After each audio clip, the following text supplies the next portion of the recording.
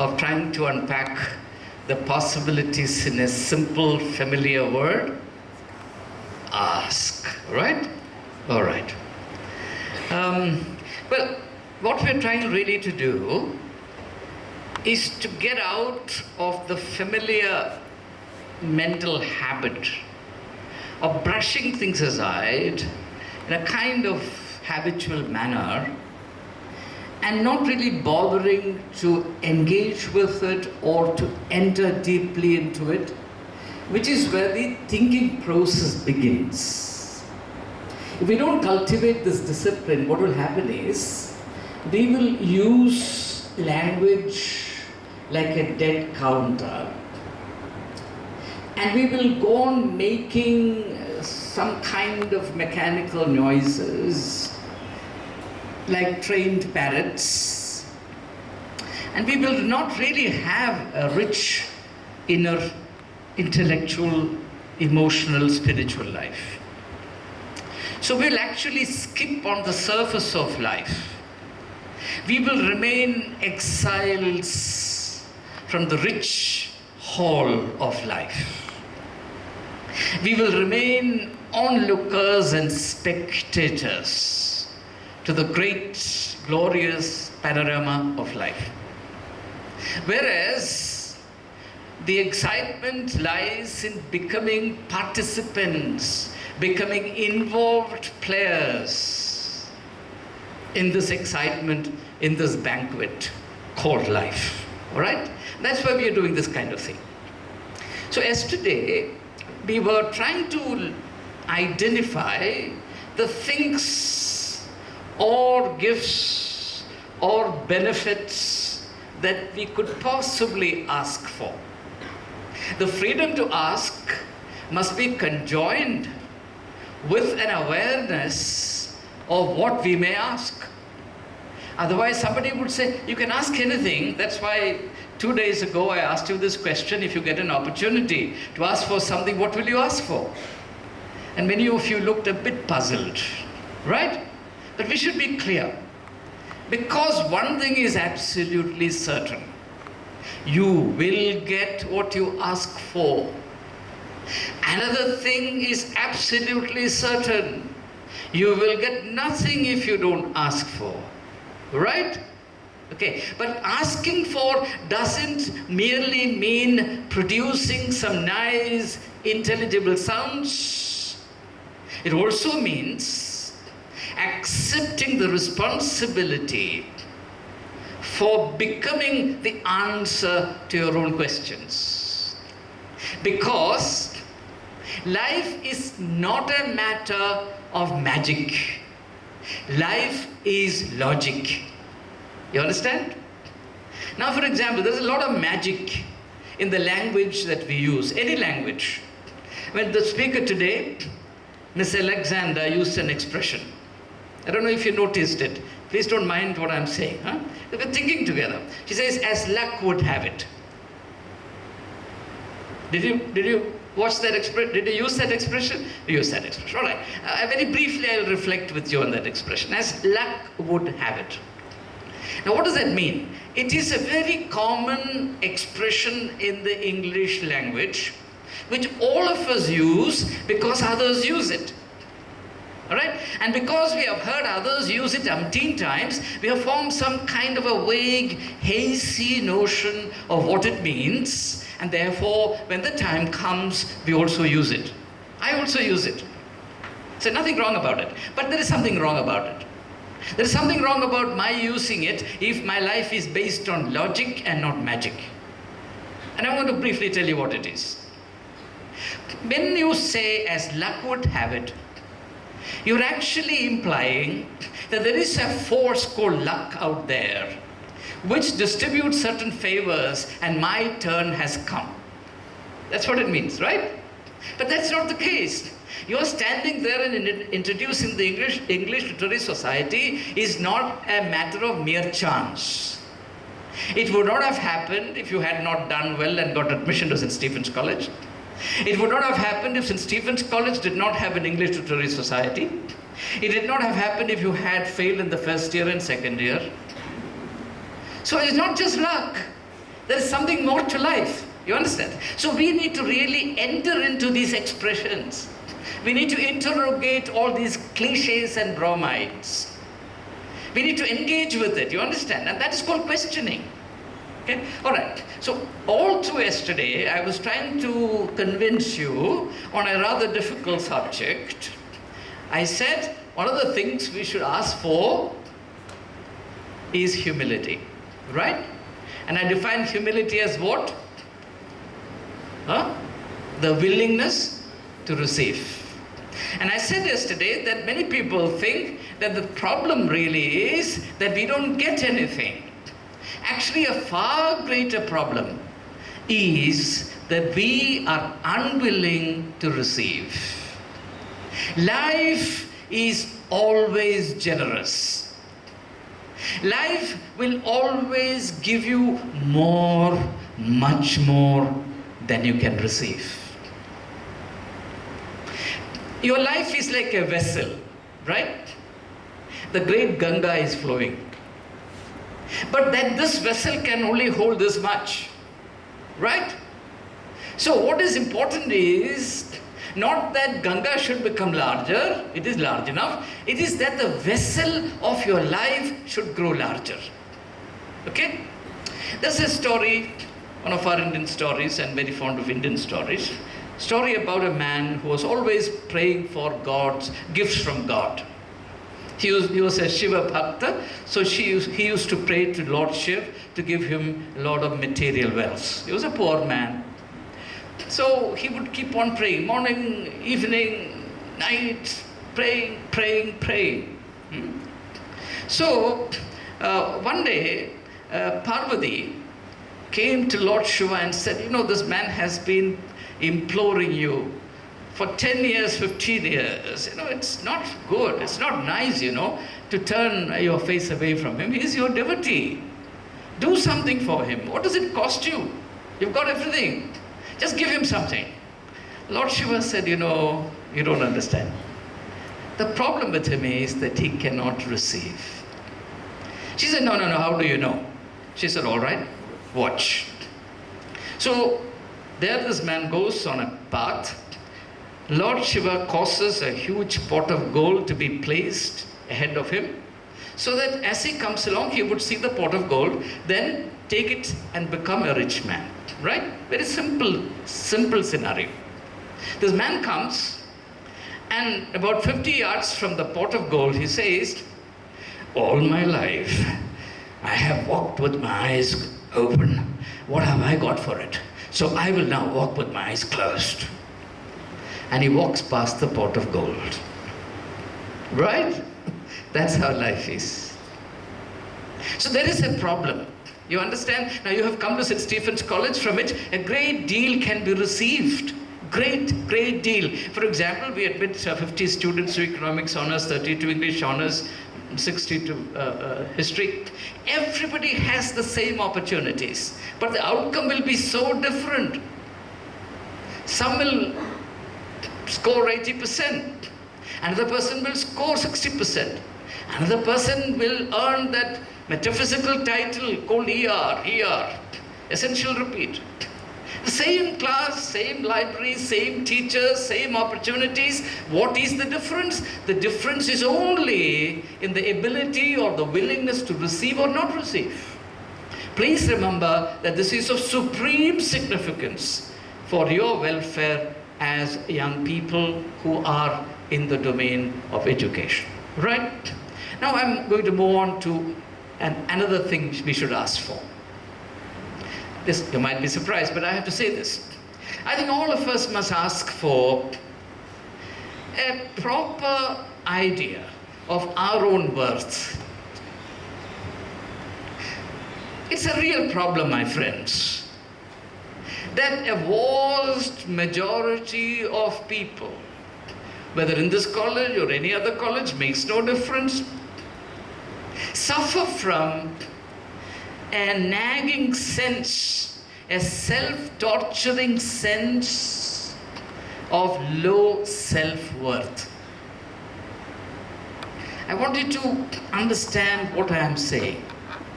We all carry this hidden burden within us. What is it? Low self-worth. But of course we don't say that in public. People strut around as though we are kings and queens. Stephanians, after all, a broad label on my forehead. But the reality is that there is a worm, there is a canker sitting deep down in the bottom of my mind and eating me up, always bugging me. I'm intensely uneasy with myself. I'm tortured from within. And therefore, I am psychologically driven to resort to all kinds of means and measures to compensate. You know, in psychology, we use two words: inferiority complex and superiority complex, right? You're all familiar with this? I mean, the school children know this. A person can suffer, psychologists say, either from an inferiority complex or from a superiority complex. All complexes are bad. There's only one complex which is useful, which is? Pardon? Huh? Youth? Useful, no, complex. There's only one complex that is useful. What is it? Oh, this is not good. You have to learn to be more alert. Only one complex is useful. That's called B complex. Right? Huh? Every other complex is a burden. It's a disease. And actually, psychologists then say that there is nothing called superiority complex. The only complex which is real is inferiority complex. Then what is the superiority complex? Why do people walk around with their nose up in the air? Why do they pretend that they are important? Why do they look down on others? This is what is called a compensatory mechanism. You're trying to compensate for the inferiority complex that is bothering you. Right? I mean, just as when you feel thirsty, you drink water. Water is the opposite of thirst, right? So because you can't anymore live with this nagging awareness of low self-worth, because somehow there is someone sitting deep down within saying, look, you are garbage, you're rags, you're not worth it. You have to, in order to survive, in order to manage yourself day by day, you have to assume a very different posture, and that's called superiority complex. Now, let me very briefly explain to you what this inferiority complex is. Many people are under the impression that inferiority complex is what we derive by comparison with others. I compare myself with X, Y, or Z. They seem to be doing much better than me. Therefore, I have an inferiority complex. I have this hidden problem, I have that hidden handicap, or I'm not up to it, I can't bring myself under control, I'm lazy, I'm not reading, somehow I'm not able to concentrate, I don't perform, and therefore, I'm good for nothing. In comparison to so-and-so. But that's not the point at all. If somebody is really excelling, that shouldn't be a problem for you. You think it's a problem, but that's not the problem at all. I tell you what the problem is. The problem is that you know only too well that you are not doing justice to yourself. You understand? That is the problem. Every human being knows two things, two states. One is, I can be up there. The other is, I'm down here. But this is not where I really belong.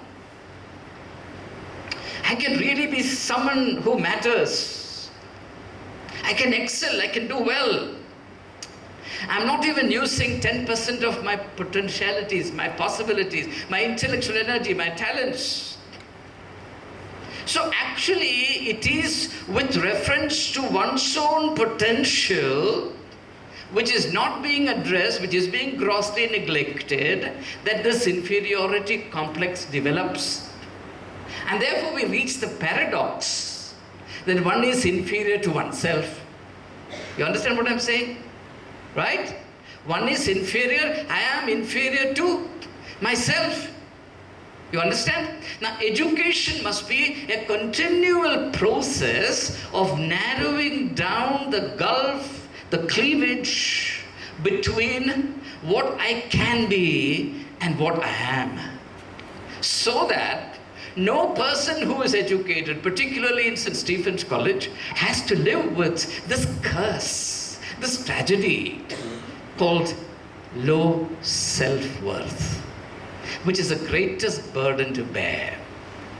And it is this awareness of your low self-worth and the desperate psychological need to compensate for it that drives you to all kinds of aberrant things. For example, some will take to drugs because you create a subgroup, a subculture within which you feel great. It is a big suicidal lie.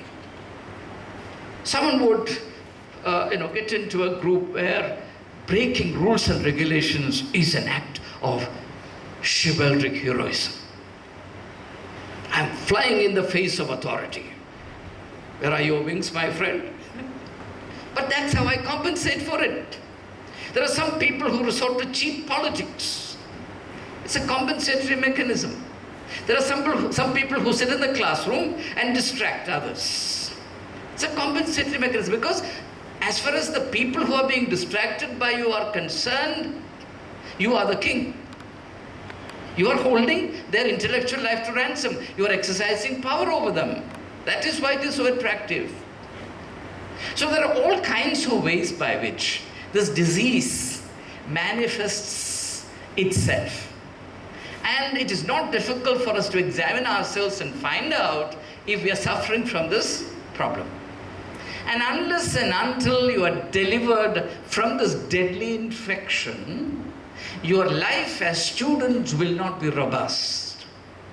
You will not do justice to your being students of the college. You will not even do justice to yourself.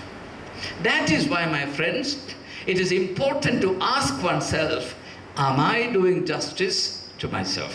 There are many people who believe that they need to get justice from others. There are many people who persuade themselves to believe that they are in this pathetic plight because others are not treating them justly and fairly. That's not the issue. If you cannot treat yourself justly and fairly, if you cannot do justice to yourself, why should somebody else do justice to you? Give me the logic. And I'm telling you, if you can do justice to yourself, you will know that it doesn't matter whether others are unjust and unfair to you. It will not have the slightest dent on you.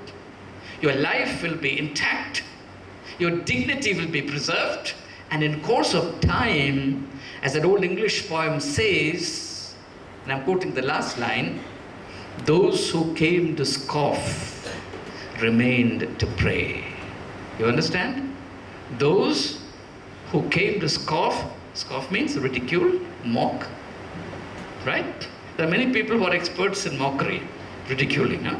So those who came to mock, what happened to them? They stayed back as worshippers. This will happen if only you can do justice to yourself.